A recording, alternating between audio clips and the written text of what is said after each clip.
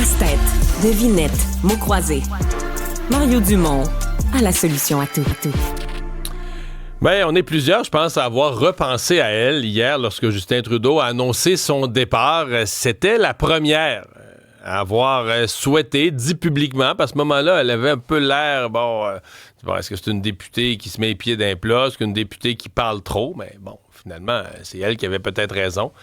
Elle est avec nous, Alexandra Mendez, députée de Brossard-Saint-Lambert du Parti libéral du Canada. Bonjour, Mme Mendez. Bonjour, M. Dupont. Ça allait bien? Oui, ça fait presque un an, là, vous, que vous souhaitez le départ de M. Trudeau. Non, j'ai commencé à en parler en septembre.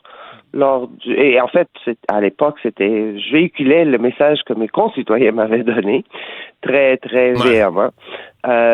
C'était lors du caucus de l'été du parti. Est-ce qu'on aurait dû vous écouter à ce moment-là?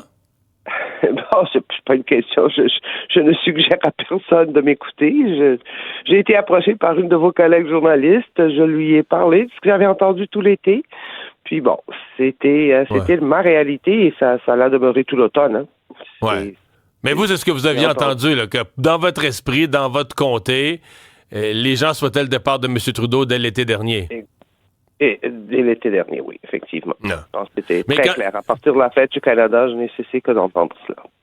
Mais quand je vous demande est-ce qu'on aurait dû vous écouter, le sens de ma question, c'est le temps, l'échelle du temps, parce que là, en les 4 mois qui ont été... Si M. Trudeau était parti au mois de septembre, peut-être que là, vous seriez en train de choisir un nouveau chef en vue des élections au printemps. Là, vous avez plus de temps comme parti. Ben, on a très peu de temps, c'est sûr, mais on l'a. Oh, je m'excuse, j'ai une autre entrevue qui m'appelle. J'ai effectivement, on a effectivement beaucoup moins de temps là actuellement, mais nous avons encore du temps. C'est pas très long, c'est pas idéal, mais nous avons encore un peu de temps là. Est-ce que vous êtes optimiste? Est-ce que vous êtes optimiste? À ces échéances. Pardon? Est-ce que vous êtes optimiste pour le parti? Je suis toujours optimiste. Je suis une personne très optimiste par nature. Ouais.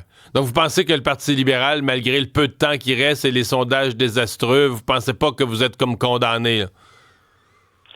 Écoutez, c'est sûr qu'ils sont très alarmants et c'est pour ça que le message devenait de plus en plus pressant et que de plus en plus de mes collègues se sont prononcés aussi sur la question parce qu'ils entendent exactement les mêmes choses que moi. Hein.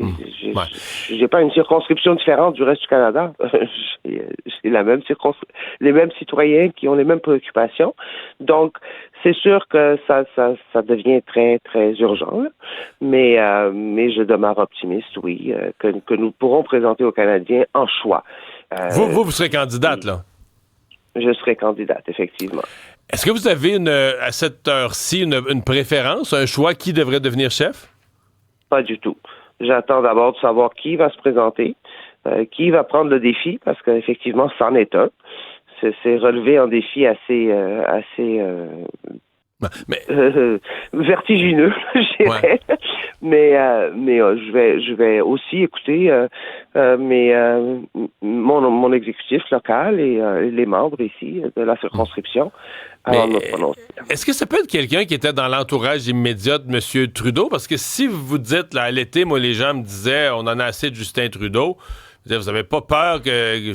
Je veux pas, mettons, vous mettre des mots dans la bouche, mais si on met Mme Freeland, que les partis d'opposition, finalement, la population va dire, ouais, mais là, blanc, bonnet, blanc, là, on met quelqu'un qui était juste à côté, on est dans...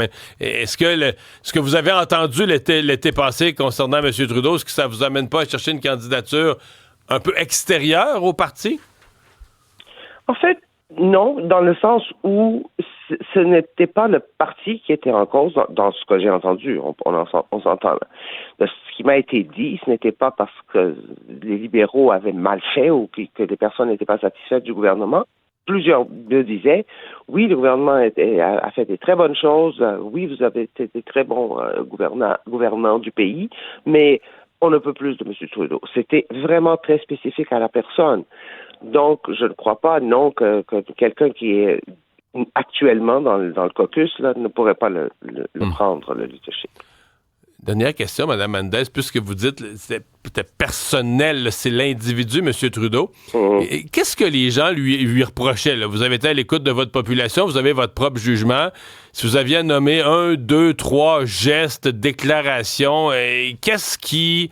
à quel moment là, Justin Trudeau a pété l'élastique là, de son lien avec l'électorat dans votre tête?